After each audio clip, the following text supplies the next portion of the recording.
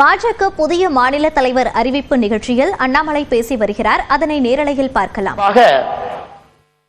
இந்த மாநில தலைவர் தேர்தல் நடத்துவதற்காக வந்திருக்கக்கூடிய மத்திய அமைச்சர் ஐயா கிஷன் ரெட்டி அவர்கள் பாரதிய ஜனதா கட்சி தமிழ்நாட்டினுடைய பார்வையாளராக இருந்து நம்மை வழிகாட்டி கொண்டிருக்கக்கூடிய அருமை அண்ணன் அரவிந்த் மேனர் அவர்கள், அருமை ஐயா சுதாகர் ரெட்டி அவர்கள், அதே போல நம்முடைய மேடையில் இருக்கக்கூடிய நம்முடைய எல்லா மூத்த தலைவர்கள், நம்முடைய மத்திய இணை அமைச்சர், இதற்கு முன்பு பாரதிய ஜனதா கட்சியினுடைய தலைவராக இருந்து சட்டமன்றத்தில் பாரதிய ஜனதா கட்சி கால் பதிப்பதற்கு 2021 மிக முக்கியமாக இருந்த வேல் யாத்திரை நாயகன் அண்ணன் டாக்டர் எல் முருகன் அவர்கள், நம்முடைய மூத்த தலைவர்களாக இருந்து இந்த கட்சியை வழிநடத்தி பல சோதனைகள் எல்லாம் கடந்து கட்சியை இங்கே கொண்டு வந்து நிறுத்தி இருக்கக்கூடிய, இதற்கு முன்பு நம்முடைய மாநில தலைவர்களாக இருந்து பணியாற்றியவர்கள் ஐயா பொன் ராதாகிருஷ்ணன் அவர்கள் மாநில தலைவராக மட்டும் இல்லாம நம்முடைய மத்திய அமைச்சராகவும் இருந்து சோதனையான காலகட்டத்தில் நம்முடைய பாரதிய ஜனதா கட்சியை வழிநடத்துறவங்க ஐயாவுக்கு என்னுடைய நெஞ்சார்ந்த வாழ்த்துக்களை தெரிவித்துக் கொள்கின்றேன். அதே போல 5 ஆண்டு காலம் பாரதிய ஜனதா கட்சியினுடைய மாநில தலைவராக இருந்து 2 மாநிலத்தினுடைய ஆளுநராக பணி செய்து இன்று ஒரு சாதாரண தொண்டனாக நம்ம எல்லாம் வழிநடத்தி கொண்டிருக்கக்கூடிய அருமை அக்கா டாக்டர் தமிழிசை சவுந்தரராஜன் அவர்கள் நம்மோடு இருக்கின்றார்கள். அவர்களுக்கும் என்னுடைய நெஞ்சார்ந்த நல்வாழ்த்துக்களை இந்த நேரத்தில் தெரிவித்துக் கொள்கின்றேன். அண்ணனுக்கு பதவி இருக்கோ பொறுப்பு இருக்கோ, எப்பொழுதும் ராஜாவாக இருக்கக்கூடிய முன்னாள் தேசிய செயலாளர் ஐயா ஹெச் ராஜா அவர்கள், முன்னாள் சட்டமன்ற உறுப்பினர்கள் நம்மோடு இருக்கின்றார்கள். அவருக்கும் இந்த நேரத்தில் என்னுடைய நெஞ்சார்ந்த நல்வாழ்த்துக்களை தெரிவித்துக் கொள்கின்றேன். மதிப்பு மிகுந்த நம்முடைய மகளிர் அணியினுடைய தேசிய தலைவியாக இந்தியா முழுவதும் இன்னைக்கு தமிழ் பெண்களுக்கு ஒரு பெரிய மரியாதை. எங்க போய் பார்த்தீங்கன்னா புடவை தான் எல்லாரும் கட்டுறாங்க நார்த் இந்தியாவில். அந்த அளவுக்கு பட்டி தொட்டி எல்லாம் தமிழகத்தினுடைய கலாச்சாரத்தை எடுத்து சென்றிருக்கக்கூடிய கோயம்புத்தூர் பகுதியினுடைய எம்எல்ஏ அக்கா வானதி ஸ்ரீனிவாசன் அவர்களுக்கு என்னுடைய நெஞ்சார்ந்த வாழ்த்துக்களை இந்த நேரத்தில் வணக்கத்தை தெரிவித்துக் கொள்கின்றேன். அதே போல மேடையின் மீது இருக்கக்கூடிய எல்லா மூத்த தலைவர்கள், மாநிலத்தினுடைய துணைத் தலைவர்கள் எல்லாம் இருக்கிறாங்க, மாநிலத்தினுடைய பொதுச் செயலாளர்கள் எல்லாம் இருக்கிறாங்க, மாநிலத்தினுடைய செயலாளர்கள் எல்லாம் இருக்கிறாங்க, அணிப்பிரிவினுடைய தலைவர்கள் எல்லாம் இருக்கிறாங்க, மாவட்டத்தினுடைய புதிய தலைவர்கள் 67 மாவட்டத்தினுடைய புதிய தலைவர்கள் இருக்கின்றார்கள். 67 மாவட்டத்தை இதுவரை நடத்தி கொண்டு வந்து பாரதிய ஜனதா கட்சியை வளர்த்தெடுத்த நம்முடைய தலைவர்கள் அமர்ந்திருக்கின்றார்கள். பழைய தலைவர்கள் என்று சொல்வதை விட இதற்கு முன்பு இருந்த தலைவர்கள், மாநில பொதுக்குழு உறுப்பினர்கள், புதிதாக தேர்ந்தெடுக்கப்பட்டவர்கள் இந்த விழாவுக்கு வந்திருக்கின்றார்கள். தமிழகத்தினுடைய பல பகுதியில் இருந்து தொண்டர்கள் வந்திருக்கின்றார்கள். அருமை சொந்தங்களே, இது கொண்டாடப்பட வேண்டிய நாள். நேற்று நாம 43 லட்சத்துக்கு மேற்பட்டவங்க, கிட்டத்தட்ட 48 லட்சமே இருக்கிற ஃபார்ம் ஃபில் பண்ணவங்களை விடுங்க, மொத்தமாக பதிவு செஞ்சவங்க முதல் பேஸ்ல உறுப்பினர் சேர்க்கையில் 48 லட்சம் பேர் எல்லோரும் ஒன்றாக இணைந்து நம்முடைய தலைவர் ஒருவராக இருக்க வேண்டும் என்பதை ஒரு மனதாக முடிவு செய்து நேற்று நம்முடைய பாரதிய ஜனதா கட்சியினுடைய அலுவலகம் கமலாலயத்தில் எல்லா மூத்த தலைவருடைய முன்னிலையில் பாரதிய ஜனதா கட்சியினுடைய சட்டமன்ற குழு தலைவராக இருக்கக்கூடிய அருமை அண்ணன் நயினார் நாகேந்திரன் அவர்கள் முழு மனதாக 48 லட்சம் தொண்டர்கள் சார்பாக அவர் ஒருத்தர் மட்டும்தான் வேட்புமனுவே தாக்கல் பண்ணாங்க. ஒரே ஒருவர் மட்டும்தான் வேட்புமனுவை தாக்கல் பண்ணாங்க.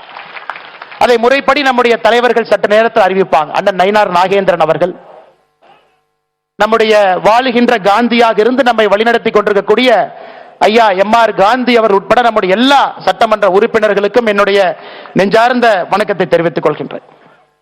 சொந்தங்களே, ஒரு புதிய தலைவரை நம்முடைய கட்சி நமக்கு அறிமுகப்படுத்துறாங்க. இந்த நேரத்தில் நாம் எல்லோரும் நாம் இழந்திருக்கக்கூடிய தலைவர்களையும், இந்த நேரத்தில் இந்த மண்ணில் யாரெல்லாம் உயிரை கொடுத்து இந்த கட்சியை வளர்த்துறாங்களோ அவர்களை ஒரு நிமிஷம் நாம் எல்லோரும் நினைத்து பார்க்க வேண்டும். ஏன்னா எல்லோருடைய ஆன்மாவினுடைய சாட்சியாக நம்ம உட்கார்ந்து இருக்கிறோம். நீங்க சாதாரணமா நினைச்சிடக்கூடாதுங்க, இந்த கட்சிக்கு எந்த கட்சியிலும் இல்லாத ஒரு ஆன்ம சக்தி இந்த கட்சிக்கு இருக்குதுங்க, ஒரு ஆத்ம பலம் இருக்கு. அந்த ஆத்ம பலம் தான் இந்த கட்சியை வழிநடத்துகிறது, இந்த தேசத்தை வழிநடத்துது. இந்த நேரத்தில் நம்முடைய மரியாதைக்குரிய ஆடிட்டர் ஐயா ரமேஷ் அவர்கள் உட்பட இந்த கட்சிக்கு யாரெல்லாம் உயிர் கொடுத்தார்களோ எல்லோரையும் ஒரு இடம் நினைத்துக் கொள்கின்றேன். நம்முடைய முன்னாள் மாநில தலைவர்கள் வேறு வேறு பொறுப்பில் இருந்து யாரெல்லாம் இன்று நம்மோடு இல்லையோ இறைவனோடு இருக்கிறாங்களோ அவர்களையும் ஒரு நிமிஷம் நான் நினைச்சுக்கிறேன். அவர்களுடைய ஆத்மா எல்லாம் பார்த்து கொண்டிருக்கிறது, ஆசீர்வாதம் செய்து கொண்டிருக்கிறது. ஏன்னா அவங்களுடைய கனவு பாரதிய ஜனதா கட்சி தேசிய ஜனநாயக கூட்டணி தமிழகத்தில் ஆட்சிக்கு வர வேண்டும் என்பது அவங்களுடைய கனவு. இந்தியாவில் தொடர்ந்து நாம் ஆட்சியில் இருக்க வேண்டும் என்பது அவங்களுடைய கனவு. நரேந்திர மோடி ஐயாவை போல் அற்புதமான ஒரு யுக புருஷர்கள் இந்த கட்சியையும் நாட்டையும் வழிநடத்த வேண்டும் என்பது அவர்களுடைய விருப்பம். இன்னைக்கு அது நடந்து கொண்டிருக்கிறது. நாம் எல்லோரும் சேர்ந்து இந்த நேரத்தில் ஒரே ஒரு முடிவோடு அமர்ந்திருக்கின்றோம். 2026 இந்த தீய சக்தி திராவிட முன்னேற்ற கழகத்தை துடை தெரிந்து வீட்டுக்கு அனுப்ப வேண்டும் என்கின்ற முடிவில் இருக்கும். நம் கண் முன்னால் இருப்பது ஒரே ஒரு இலக்கு, வேற எதுவும் கிடையாது. அந்த இலக்கை நோக்கி போகும் பொழுது கொஞ்சம் ஸ்பீட் பிரேக்கர் வர சகஜம்தாங்க. அதனால நம்ம ஸ்பீட் பிரேக்கரை பார்த்து அது ஸ்பீட் பிரேக்கர்னு பேசுறதை விட அந்த ஸ்பீட் பிரேக்கர் எதுக்காக வருதுன்னா அங்கே வண்டியினுடைய வேகத்தை குறைத்து சரியான திசையில போறமான சரி பண்றதுக்கு தான் அந்த ஸ்பீட் பிரேக்கர் வருது நீங்க எடுத்துக்கணும்.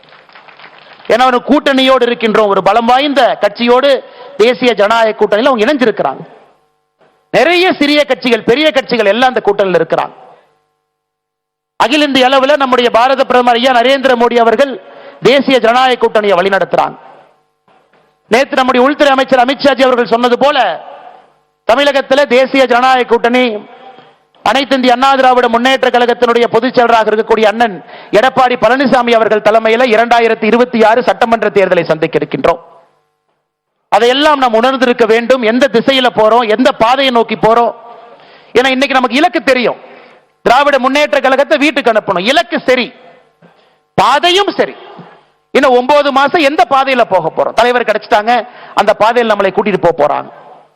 இலக்கும் தெரியும், பாதையும் தெரியும். பயணிக்க வேண்டிய தொண்டர்கள் நாம் எல்லோரும் இங்கே அமர்ந்திருக்கின்றோம். அருமை சொந்தங்கள், இன்னும் ஒரு 5 நிமிடத்தில் இந்த அற்புதமான 4 ஆண்டுகளாக உங்களை எல்லாம் வழிநடத்துவதற்கு ஒரு பெரிய பாக்கியம் எனக்கு கிடைச்சிச்சு. இந்த அற்புதமான கட்சி அக்கா தமிழிசை சவுந்தரராஜன் அவர்கள் நான் பொறுப்பேற்கும் பொழுது ஒரு வார்த்தை சொன்னாங்க, தம்பி இந்த கட்சிக்கு ஒரு ஆத்மா இருக்குதுப்பா. எந்த நேரத்தில் எந்த தலைவன் இந்த கட்சியை வழிநடத்த வேண்டும் என்பதை அந்த ஆத்மா சரியாக புரிந்து கொண்டு அந்த நேரத்தில் அந்த தலைவனை அந்த கட்சி தானாக தேடிக்கொள்ளும் என்கின்ற வார்த்தையை நான் பொறுப்பேற்கும் என்று அக்கா தமிழிசை சவுந்தரராஜன் அக்கா சொன்னாங்க. இன்னைக்கு இந்த நேரத்தில் ஏப்ரல் 12ஆம் தேதி 2025 இந்த கட்சி தன்னை வழிநடத்தக்கூடிய தலைவன் அந்த ஆத்மாக்கள் எல்லாம் சேர்ந்து ஒரு தலைவரை இன்னும் ஒரு 5 நிமிஷத்தில் அடையாளம் காட்ட போறாங்க.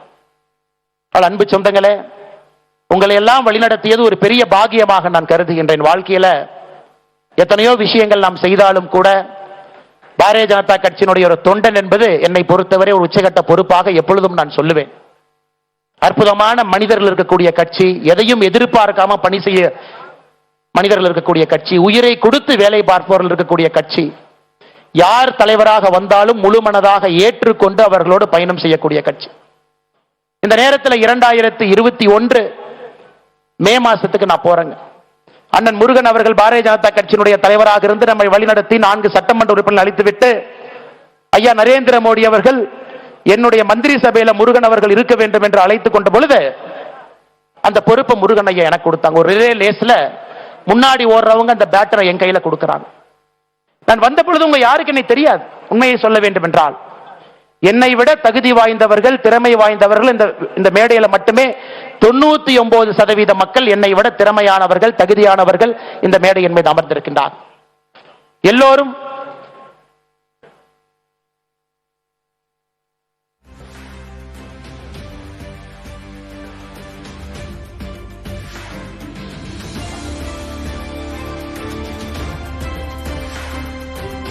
அப்பொழுது நிறைய தொண்டர்களுக்கு கூட எனக்கு தெரியாது. பாரதிய ஜனதா கட்சியினுடைய ஒரு அடிப்படை உறுப்பினராக சேர்ந்தவுடன் இந்த கட்சி இத்தனை தலைவர்கள், திறமையானவர்கள், தகுதியானவர்கள், என்னை விட எல்லா விதத்திலும் மேலே இருப்பவர்கள் முகம் சுளிக்காம எதையும் பேசாம அந்த பொறுப்பை கொடுத்து விட்டு தொண்டர்களாக என் கூட நின்னாங்க. அதை விட பாக்கி என்ன இருக்குங்க?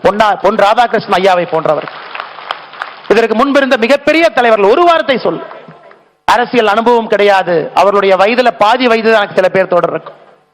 அப்படிப்பட்ட அற்புதமான மனிதர்கள் இருக்கக்கூடிய கட்சி இன்னைக்கு நாம் எல்லாம் ஒன்றாக இணைந்து ஒரு மனதாக முழு மனதோடு அவருக்கு பின்னால் அணிவகுத்து ஒரு படையாக நின்று 2026 தேசிய ஜனநாயக கூட்டணி ஆட்சியை கொண்டு வருவது மட்டுமே ஒரே இலக்காக நாம் நின்று கொண்டிருக்கின்றோம். அருமை சொந்தங்கள், இன்னைக்கு நம்முடைய புதிய தலைவராக நேற்று வேட்புமனு தாக்கல் செய்து அதை ஐயா கிஷன் ரெட்டி அவர்களும் ஐயா தருண் சுக் அவர்களும் அந்த வேட்புமனுவை ஆராய்ஞ்சு பார்த்துட்டு சரியாக இருக்கிறதாக தேசிய தேர்தல் அதிகாரி ஐயா லக்ஷ்மண் அவர்களுக்கு சொல்லி நம்முடைய தேசிய தலைவர் எல்லோருடைய அனுமதியை பெற்று இப்ப நம்முடைய புதிய தலைவராக சட்டமன்ற குழு தலைவர் அண்ணன் நயினார் நாகேந்திரன் அவர்கள் பாரதிய ஜனதா கட்சியினுடைய புதிய தலைவராக நம்முடைய கட்சி அவங்க அறிவிக்குது.